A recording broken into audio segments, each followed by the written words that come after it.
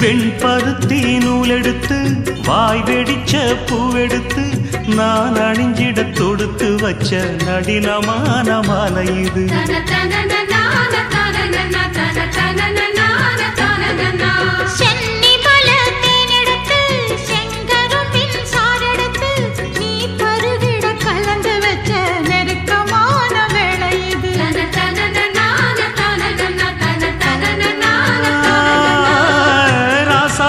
உடம்பிருக்கும் ரவிக்க துணி நானாக அன்னாடம் சூடி கொள்ள ஆசை வச்சாகாதா.